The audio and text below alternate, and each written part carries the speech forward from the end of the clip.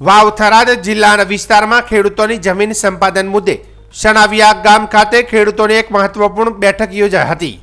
Power grid company દ્વારા ખેડૂતોના ખેતરોમાં ઊભા કરાયેલા વીજ પુલ બાબતે ખેડૂતોમાં ભારે નારાજગી જોવા મળી રહી છે। ખેડૂતોનું કહેવું છે કે ખેતરમાં વીજ પુલ ઊભા કરવામાં આવ્યો છે, પરંતુ આજ દિન સુધી યોગ્ય વળતર ચૂકવવામાં આવ્યું નથી, જેના કારણે તેઓને ખેતી કામગીરીમાં ભારે નુકસાન સહન કરવું પડી રહ્યું છે। પ્રાપ્ત માહિતી મુજબ સણાવિયા સહિત આસપાસના ગામોના અનેક ખેડૂતોની ઉપજાઉ ખેતીની જમીનમાં પાવર ગ્રીડ કંપની દ્વારા ઊંચા વીજ પુલ ઊભા કરવામાં આવ્યા છે। જમીન સંપાદન અને વળતર અંગેની કાયદેસર પ્રક્રિયા પૂર્ણ કર્યા વિના જ કામગીરી શરૂ કરવામાં આવતા ખેડૂતોમાં અસંતોષ ફેલાયો છે। વીજ પુલોના કારણે ખેતીમાં અવરોધ સર્જાઈ રહ્યો છે, તેમજ જમીનની કિંમત અને ઉપજ પર પ્રતિકૂળ અસર પડી રહેવાનું ખેડૂતો જણાવી રહ્યા છે। આ મુદ્દે ખેડૂતો દ્વારા વાવ થરાદ જિલ્લાના કલેક્ટરને વારંવાર રજૂઆત કરવામાં આવી હોવા છતાં હજુ સુધી કોઈ નક્કર નિર્ણય કે વળતર મળ્યું નથી।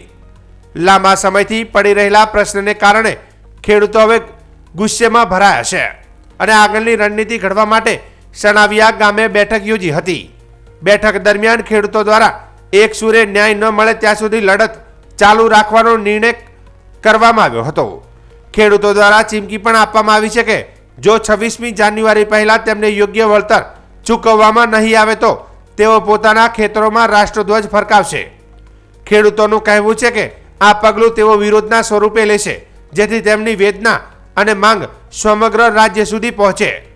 ઉલ્લેખનીય છે કે 26મી જાન્યુઆરીના રોજ વાવ થરાદ ખાતે રાજ્ય લેવલના પ્રજાસત્તાક દિવસની ભવ્ય ઉજવણી થવાની છે। તેવા સમયે ખેડૂતોના આ વિરોધથી તંત્રમાં ચિંતા વ્યાપી છે। ખેડૂતોનું માનવું છે કે વિકાસ કાર્ય સામે તેઓ વિરોધી નથી, પરંતુ વિકાસના નામે તેમની જમીન પર કબજો લઈ વળતર ન આપવું એ અન્યાય સમાન છે। જો સમયસર યોગ્ય ન્યાય નહીં મળે તો આંદોલનને વધુ ઉગ્ર બનાવવાની પણ ચેતવણી આપવામાં આવી છે। હાલ સમગ્ર વિસ્તારમાં આ મુદ્દે તણાવપૂર્ણ સ્થિતિ જોવા મળી રહી છે અને ખેડૂતોની માંગ પર પ્રશાસન શું પગલાં લેશે તેની ઉપર સૌની નજર ટકી છે।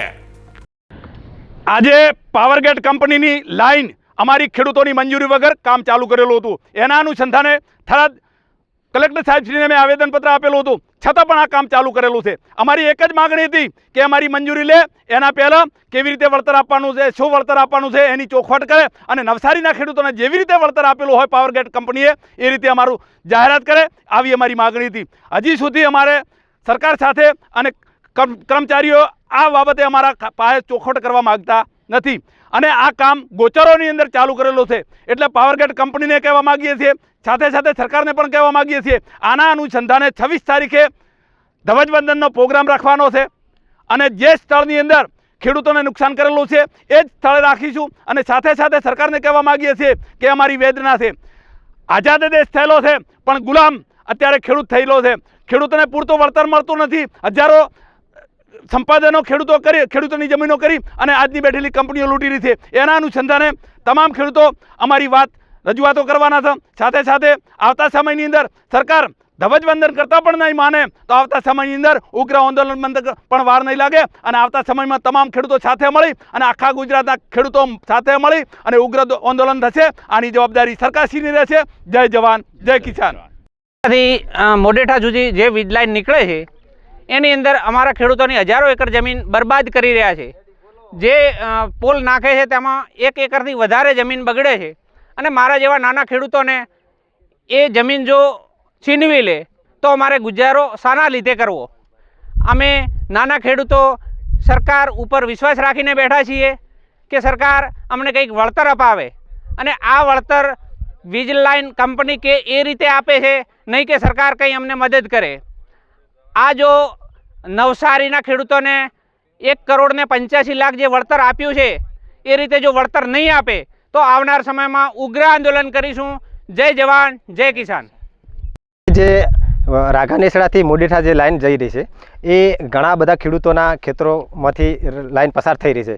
તેમાં ખેડૂતોના કોઈ હક વિશે ખેડૂતોને શું માંગ છે એ કોઈ કોન્ટેક્ટ કંપનીએ કે ગવર્મેન્ટે કોઈ કર્યો નથી અને એમની મનમાની ચલાવી અને અત્યારે લાઈન પસાર થઈ રહી છે। માની લો કે અમે અત્યારે ગરીબ લાચાર ખેડૂત ગવર્મેન્ટ ખેડૂતોલક્ષી ગવર્મેન્ટ હોય તો એમને ખેડૂતોની પહેલી વાત સાંભળવી પડે. એની જગ્યાએ અત્યારે કંપનીઓને છાવરે છે અને કંપનીઓના ફાયદામાં કઈ રીતે આ લાઈન પસાર થાય આને સમર્થન ગવર્મેન્ટ આપે છે. હું અત્યારે આ ખેડૂતલક્ષી આંદોલનમાં એક વાત લઈને હું આવ્યો છું કે જ્યાં સુધી ખેડૂતોને આ એમના ખેતરોમાં પોલ ઊભા થાય છે એમનું વળતર જ્યાં સુધી પૂરું નહીં પડે ત્યાં સુધી અમે અને સૌ સાથે મળી અને લડશું. ગવર્મેન્ટને અને આ પાવર ગ્રીડ કંપનીને ખેડૂતોને પોતાનું વળતર 100% ચૂકવવું પડશે ને પડશે. ये ज़मीन अपने आप की नहीं किसी के बाप की. અત્યારે આઝાદ ભારતની અંદર ખેડૂત એક ગુલામી જીવન જીવી રહ્યો છે. આ ગવર્મેન્ટને કદાચ નજરમાં નહીં હોય તો અમે સૌ મીડિયાની સમક્ષ આવીને અત્યારે બોલી રહ્યા છો. એમને સુધી અવાજ જાય અને સરકાર બેરી સરકારના કાન ભંભેળે તો સારું કહેવાય. નહીંતર અમે અગાઉના સમયમાં ઉગ્ર આંદોલન કરશું. એનું જે કોઈ ઘર્ષણ નુકસાન થાય એની તમામ જવાબદારી ગવર્મેન્ટની અને એમના તંત્રની રહેશે. અત્યારે ગત સમયની અંદર અમે ખેડૂતોએ સૌ સાથે મળીને કલેક્ટર કચેરી થરાદને આવેદનપત્ર આપ્યું છે. આ આવેદનપત્ર બાદ કોઈ હજુ સુધી એક્શન લેવામાં આવી નથી. કોઈ ખેડૂતને દિલાસો દેવામાં આવ્યો કે અમે તમારી વાતને ન્યાય અપાવશું.